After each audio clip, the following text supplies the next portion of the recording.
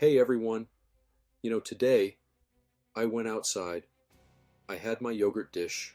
I'm I'm lactose intolerant, so I have to eat yogurt with no lactose in it, and it works very well for me. I combine it with a little bit of honey and spirulina, a little bit of pine pollen, and some other things, and it's quite delicious and very, very nourishing. And I feel a little bit, you know, energized, and it makes me happy. And I went out into the yard and I was looking at the sun. And as I absorbed the sun's energy, I started thinking about energy and why people do the things that they do. And, when we say we don't feel like something or I want to do this because it feels good, what are we really saying? Well, let's look at it. Let's look at it from a spiritual perspective. We are all basically like spheres of energy, and we interact with the world, and we're these mobile spheres of energy. If you look at the aura system, it's basically a cocoon. And this energy, when it interacts with other forms of energy, can definitely determine where this sphere will go. So this is really interesting if you think about it. So people think about destiny. What am I supposed to do in my life? And all these kind of things. Well, the truth is that if we follow the energy, we will end up having more energy. And we will, quote, feel like doing more things. Think about that. Now I'm going to propose to you that the word feel, it's very similar to the word field, F-I-E-L-D, as in energy field. So when you say you feel like doing something, it's because you are feeling the energy. A lot of people are concerned about too much information overload, and it's true.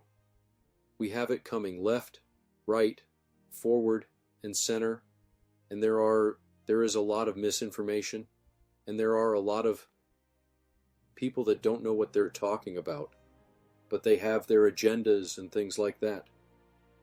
So you have to be careful, right? So how do you protect yourself?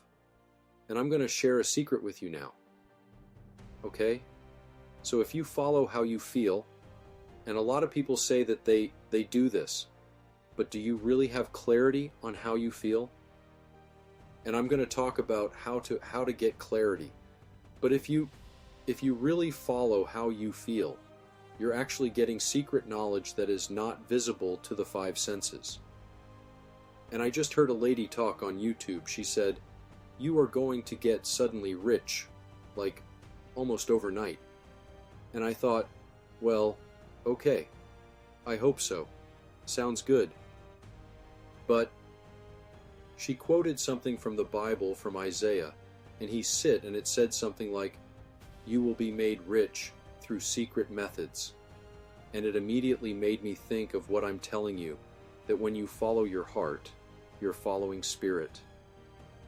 And when you follow spirit, spirit will lead you to good places. Okay? Now, also, you can think of the word God and good. They're very similar. Following the good is following God. So how do we do this? How do we get clarity on what to do in our lives? Well, it's certainly not whether other people are doing.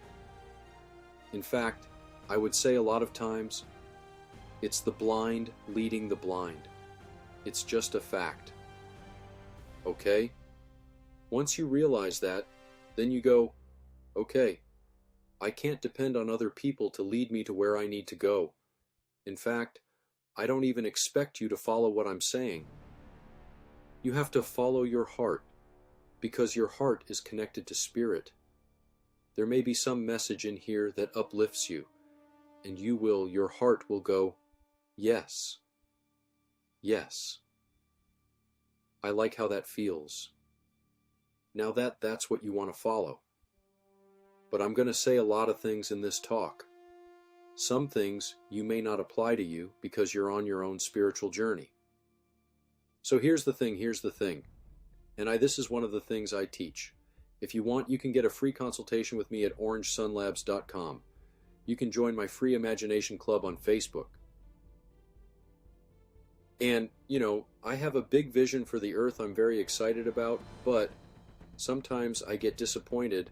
I have to be honest because I haven't found anybody that's really caught the vision that I'm trying to share, and a lot of people are timid. They don't know which direction to go into, and it's very simple. It's because other people's minds and our own mind distracts us from what the heart is trying to tell us. And I know I'm going to meet that person eventually, and together we're going to talk about how we're going to change the world. And I look forward to that day. Meanwhile, I'm just working on my own, and this is what I suggest you do. Just keep doing the work. So one of the ways you can really hear your heart speak is by taking a vow of silence. And this may seem like, wow, how's that going to help?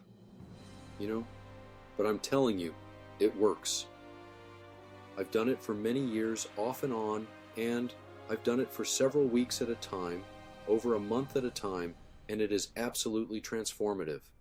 And I could not figure out why was this having such an impact on me. It took me years to figure it out, to be honest. Maybe I'm a slow learner, but it took me years, and I finally figured it out. And it turned out to help me create a science, a hidden science, and this is what it is. The heart is the most powerful and large magnetic field in the body. And what does a compass have? It has a magnet in it. Okay? So as soon as you learned human language, and you learned how to process language, and how to be on call to other minds, you enter the matrix of minds. You have to get off that merry-go-round in order to settle back down into the center of your being. You have to detach. You have to let go. Your soul has to let go of the mind, the brain, the speech, the tongue, and just let go. When you're able to let go, which is the art of spiritual awakening, and you allow yourself to be in the heart, the answers won't come to you the way they come to you with the mind. At first, this may seem a little frustrating, or you might get a little impatient, but this is how spirit works. Spirit works in its own way, in its own time. Its voice is very soft and quiet, and sometimes it will only tell you once. So, you have to be ready. You have to be kind of in a state of surrender, and you have to accept that the information is not always logical. In fact, it can be quantum in nature, which means it can move faster than the mind can comprehend. So you simply flow with it. And if you spend enough time in silence, you will find yourself getting into a flow. And this is the gift I share with you today. If you connect to your heart in this way, you will continue to flow towards the good, towards God, and you will feel like doing more and more because your field will grow stronger. And you'll have more control over your life. I love you all, and I hope this message reaches your heart. Namaste.